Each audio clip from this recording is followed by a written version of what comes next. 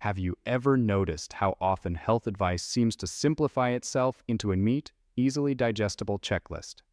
Get your flu shot, get your shingles vaccine, get screened for this or that condition. It's often presented as a straightforward, universally beneficial directive, especially as we move into our later decades. But there's something strange, almost paradoxical, about the way we approach some of these recommendations, particularly when our bodies are undergoing subtle but significant transformations. Most people don't realize that for a common, highly recommended vaccine, turning 60 doesn't just mean a green light for protection. For some, it introduces a unique set of considerations that transform it into what medical professionals might privately call a danger zone, not because the vaccine is flawed, but because our approach to it often isn't as nuanced as it should be. What if everything you believed about protecting yourself with preventative medicine, particularly around this significant age, was missing a crucial, personalized layer that could literally reshape your future well-being? Life, as we experience it through the years, continuously evolves, bringing with it a rich tapestry of experiences and, naturally, a graceful shifting of our physical being. We learn, we grow, and our bodies, those magnificent, complex machines, adapt.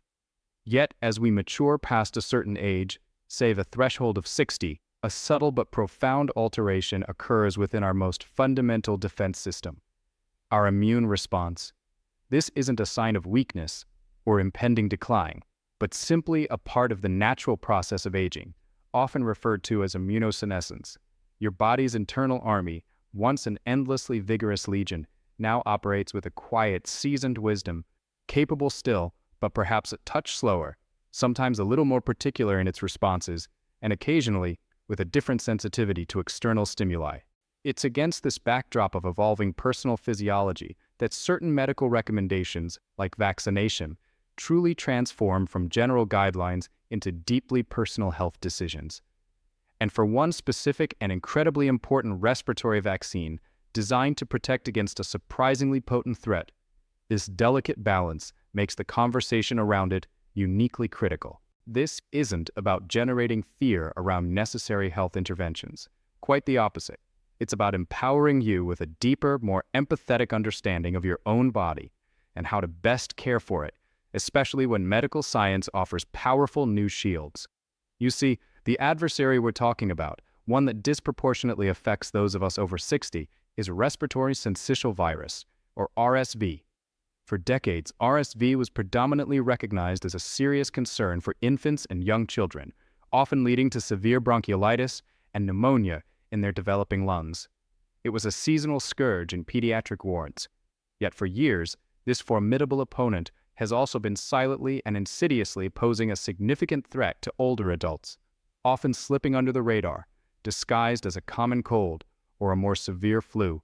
Most people don't realize just how dangerous RSV can be in those over 60, capable of escalating quickly into pneumonia, exacerbating underlying heart failure or chronic lung conditions like COPD, and even landing individuals in the ICU at rates comparable to, or even higher than, influenza or COVID-19. So, when the first RSV vaccine specifically designed for adults age 60 and older finally became available, it was heralded as a triumph of modern medicine, a crucial tool in safeguarding a vulnerable population from a historically underestimated threat. The prospect of protecting against severe illness and hospitalization for something that many had overlooked was and is incredibly exciting. And rightly so. Widespread vaccination is absolutely vital for public health. You're now probably hearing these recommendations quite often from your doctor, your friends, in the media. A clear call to action for anyone reaching this new life stage. Yet, for some individuals, this crucial age marks a very particular moment where a blanket recommendation, if not coupled with an in-depth personal dialogue, can introduce an unforeseen nuance, turning the straightforward, get your shot, into that quiet danger zone a doctor would warn you about in hushed tones. The danger zone isn't about the vaccine being unsafe in a broad sense. For the vast majority, its benefits far outweigh any risks. It's about a deeper layer of vigilance. When you receive any vaccine, including the RSV vaccine, your body's immune system orchestrates a response. This orchestration typically results in some very common, mild, and temporary side effects. A sore arm at the injection site, maybe a bit of redness or swelling, a fleeting sense of fatigue, a mild headache, or some muscle aches. These are all reassuring signs, signals that your body is busily learning, building up its defenses so that if it encounters the real virus, it's ready to launch a powerful, coordinated counterattack. These sensations pass within a day or two for almost everyone. It's your body working precisely as it should, an internal preparation for protection. However, almost nobody talks about this directly outside of specialized medical circles, but post-marketing surveillance for the RSV vaccines approved for adults over 60 has brought to light an extremely rare but serious safety signal: the potential for certain neurological complications, most notably Guillain-Barré syndrome, GBS, and acute disseminated encephalomyelitis, ADEM. Let's emphasize, these are extraordinarily rare events. To put it into perspective, one estimate cited about 8 additional cases of GBS per million doses administered. That's a tiny, tiny fraction. But in medicine, even a small signal warrants attention and transparent communication. It's a nuance, a specific consideration that makes the conversation about vaccination around age 60, especially for the RSV vaccine, different. It transforms it from a mere recommendation into a thoughtful, personalized discussion, one guided by shared clinical decision-making. This concept of shared clinical decision-making is where the true heart of the doctor's warning lies. For those aged 60 to 74, leading organizations like the Centers for Disease Control and Prevention, CDC, have even formally recommended this approach for the RSV vaccine. It means your healthcare provider isn't just looking at the calendar and saying, "You're 60, here's your shot." Instead, they're sitting down with you, engaging in a meaningful dialogue to assess your unique health profile, your personal risk factors for severe RSV disease, and your individual history. Have you had any prior neurological conditions? Do you have certain immune system considerations? They will weigh the substantial life-saving benefits of preventing severe RSV infection against these very rare potential risks. It's a profound shift towards truly patient-centered care, acknowledging that at this stage of life, individual variables carry more weight. Without this vital conversation, you might simply proceed without understanding the deeper context that makes your decision a distinctly personal one, thereby potentially stepping into a self-unaware danger zone. What if everything you believed about your body's immune response as you age was a touch too simplistic? Most people don't fully grasp that immunosenescence isn't just about RSV. It's a broad principle influencing how our bodies respond to all infectious challenges and, crucially, to many vaccines. The danger zone at 60 isn't just about a specific vaccine side effect. It's a profound invitation to recognize that our overall immunological landscape has matured. For instance, think about the common flu vaccine. For younger adults, a standard dose works beautifully, triggering a robust defense. But for someone over 65, that same standard dose might not elicit a strong enough or durable enough immune response. This hidden truth led to the development of specialized flu vaccines for older adults, higher dose or adjuvanted versions, specifically designed to compensate for an immune system that needs a little extra nudge. The danger here would be assuming a standard shot offers you adequate protection when a more potent, age-optimized alternative is available, leaving you unknowingly vulnerable. The evolution of the pneumococcal vaccine, which guards against serious bacterial pneumonia, offers another powerful illustration of this critical shift.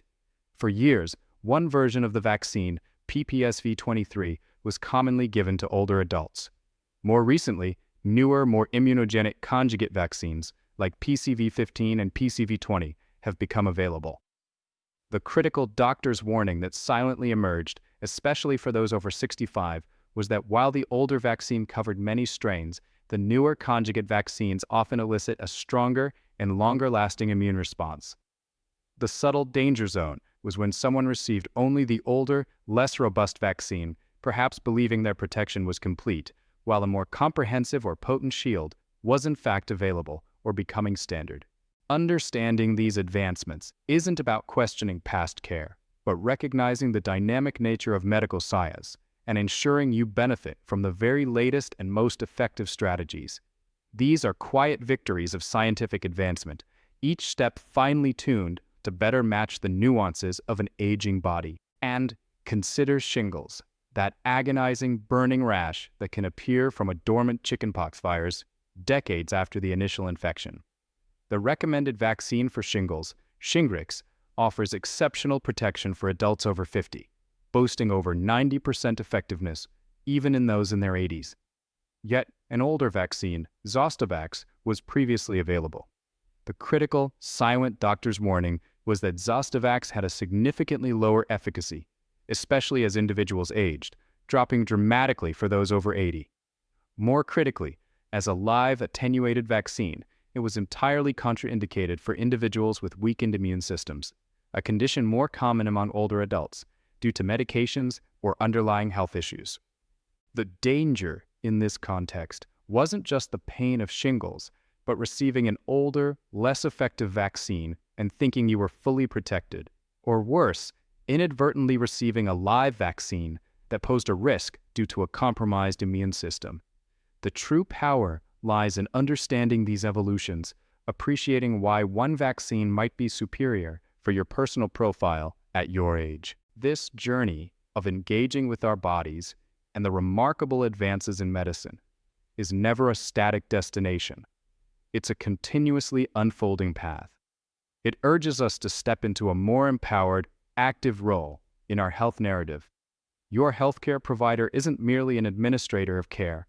They are your invaluable guide through this intricate landscape of ever-evolving science and personalized recommendations. This collaboration isn't just about making appointments. It's about a shared dialogue, a profound partnership where the unique story of your life, your medical history, your lifestyle, and every heartfelt concern you carry thoughtfully merges with the most current, precise medical wisdom.